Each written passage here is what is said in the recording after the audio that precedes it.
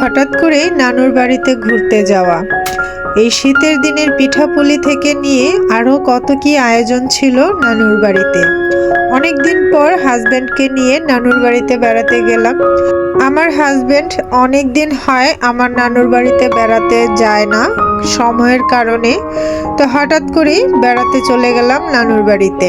আসসালামু আলাইকুম, বরাবর লাইফস্টাইল থেকে আমি মাকসুদা আপনাদের সাথে আজকে আমার নানুর বাড়ির ঘুরতে যাওয়া নিয়ে একটু ভিডিও শেয়ার করব। আশা করি আপনাদের ভালো লাগবে আমার নানুর বাড়িতে বেড়াতে যাওয়ার ভিডিওগুলা। তো পুরো ভিডিওটা স্কিপ না করে দেখতে থাকবেন। তো আমার হাজব্যান্ডকে নিয়ে অনেক দিন পর নানুর বাড়িতে যাচ্ছি। আমার হাজব্যান্ড আসলে কাজের ঝামেলা বা এটা সেটার ঝামেলায় যেতে পারে না। তো আজকে সকাল হঠাৎ করে 7টার দিকে মামা ফোন আসে যে পিঠাপুলি খাচ্ছি, তোরা চলে আয়। আসলে আমার ছোটবেলা থেকে বড় হওয়া নানুর বাড়িতে, নানা মামা ওদের কাছে বড় হওয়া, তো ওখান থেকেই বিয়ে শাদী। তো আমার বাবার বাড়ি থেকে বেশি তোর আপ্যায়নটা আমার নানার বাড়িতেই বেশি পাই। তো নানার বাড়িতে আমার অন্যরকম একটা অধিকার, বা তারাও আমাকে খুব ভালোবাসে, আমাদের খুব আদর আপ্যায়ন করে, সবসময় মেয়ের মতো দেখে। তো যখনই সুযোগ হয়, যখনই যা কিছু করে, অন্তত আমাকে বলে, আমার পুরো পরিবারকেই বলে যাওয়ার জন্য।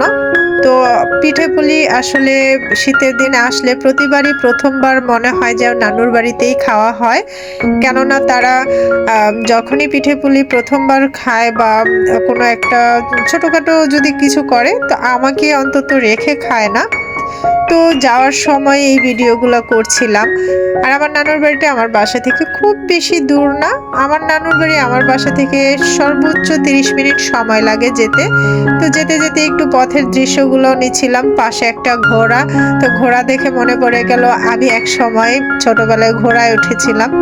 তো যাই হোক, রাস্তাটা আসলে খুবই ভালো লাগে, চিরপরিচিত, কারণ এখানে বড় হওয়া, এদিকেই আমার চলাফেরা। তো খুবই ভালো লাগে নানুর বাড়িতে গেলে, সবার সাথে দেখা, সবার সাথে মানে চেনা মানুষগুলোর সাথে, আত্মীয় স্বজনের সাথে দেখা করাটা কত যে একটা ভালো লাগার ব্যাপার একমাত্র প্রত্যেকটা মেয়েই জানে। বাবার বাড়ি বলতে আমার তেমন একটা আদর পাওয়া হয়নি, আমার যতটা আদর পাওয়া হয়েছে নানুর বাড়ি থেকেই, কারণ আমরা এখানেই মানুষ হয়েছি। তো আমার নানুর বাড়ি যাওয়ার পথেই আমুলিয়া মডেল টাউনের সাইডে এরকম সুন্দর একটা বাগান আছে, মানে নার্সারি আছে, খুবই সুন্দর সুন্দর এখানে ফুল ফলের গাছ পাওয়া যায়। তো যাই হোক, কথা বলতে বলতে আমরা কিন্তু চলে এসেছি, গাড়ি থেকে নেমে গিয়েছি। 2টা গাড়ি পাল্টাতে হয় আর কি, অটো দিয়ে। আমার হাজবেন্ড অনেক দিন পর শ্বশুর বাড়ি যাচ্ছে, ভাববেন যে এই কি নিয়ে যাচ্ছে বা বেশি কিছু নেয়নি। তো আমার মামি আসলে খুব মিষ্টি পছন্দ করে, আমার মামি বা মামাতো ভাই ওরা খুবই মিষ্টি পছন্দ করে। তো সেক্ষেত্রে মামির জন্য, মানে তার মামির শাশুড়ির জন্য মিষ্টি কিনে নিয়েছে। তো এই দেখুন বাবা মেয়েরা একসাথে হেঁটে যাচ্ছে। অবশেষে মামার ঘরে চলে আসলাম। মামি, মা, আমার মাও এখানে ছিল। তো ওরা দুপুরের খাবারের আয়োজন করছিল। তো ক্যামেরা দেখে এদিকে আর তাকায়নি। তো এই দেখুন আমার মামার এটা নিচের টিনের ঘর।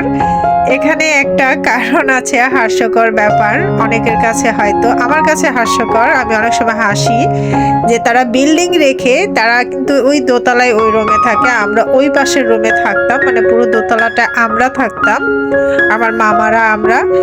তো মামাদের ওই দোতলা রেখে 2তলা রেখে তারা এসে এই টিনের ঘরে থাকে।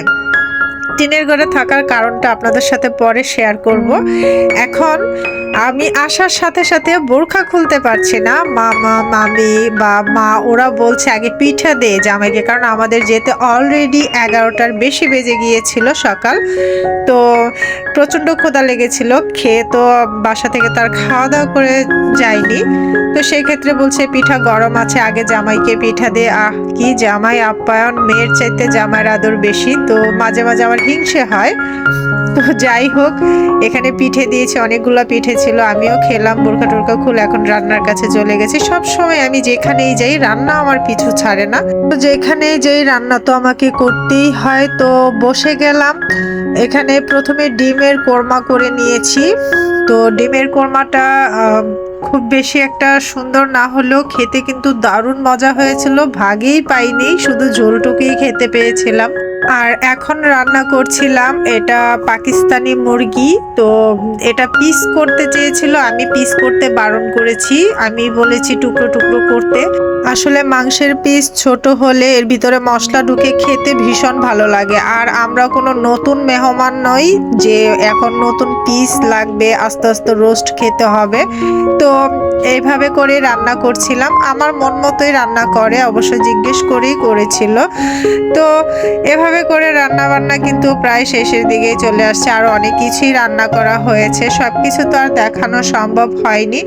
তো আমি মাংসটা কষিয়ে সুন্দর করে এটা ঝাল রোস্ট মানে ঝাল মুরগির মাংস রান্না করা হয়েছে। আর এদিকে গরুর মাংসটাকে মাখিয়ে রেখে দিয়েছি ম্যারিনেট করে, সম্পূর্ণ আমার হাতেই করেছি। আর এখানে কিন্তু লাকড়ি চুলায় রান্না করছি। লাকড়ি চুলায় রান্না বান্না খাওয়া দাওয়া কিন্তু ভীষণ ভালো লাগে। তো অবশেষে রান্না বান্না করে এখন খেতে চলে এসেছি। তো সবাই একসাথে বসেনি বলে খাবারটা তেমন করে দেখানো হয়নি, 8 পিস করে বসানো হয়েছে। তো এখানে গরুর মাংস, এখানে ছিল মুরগির মাংস, তার সাথে ডাল রান্না করা হয়েছে, ডিমের কি বলে কোরমা, তারপরে ছিল সর্ষে ভর্তা, মাছের তরকারি, তার সাথে এখানে পোলাও, ভাত রান্না করা হয়েছে, সাদা ভাত, অনেক কিছুই ছিল। সব কিছু আসলে দেখানো হয়নি, দেখায়নি। তো আজকের মতো এই ছিল রান্না বান্নার খাওয়া দাওয়ার আয়োজন। আর এই নিচে থাকে কিন্তু এই রান্না বান্নার কারণে উপরে এই সব টানাটানি করে নিতে আমার মামির খুব অসুবিধা হয়, সেই কারণেই শুধুমাত্র তারা নিচে থাকে এই রান্না বান্নার অসুবিধার কারণে। উপরে শুধু আমার মামাতো 2 ভাই থাকে। তা আমি এই ভিডিওটার পার্ট 2 দেখাবো, আশা করি সেই ভিডিওটাও দেখবেন। আজকের ভিডিওটা কেমন লেগেছে অবশ্যই কমেন্ট বক্সে জানিয়ে যাবেন। আজকের মতো এখানেই বিদায় নিচ্ছি, আল্লাহ হাফেজ, দেখা হবে নেক্সট পার্টে।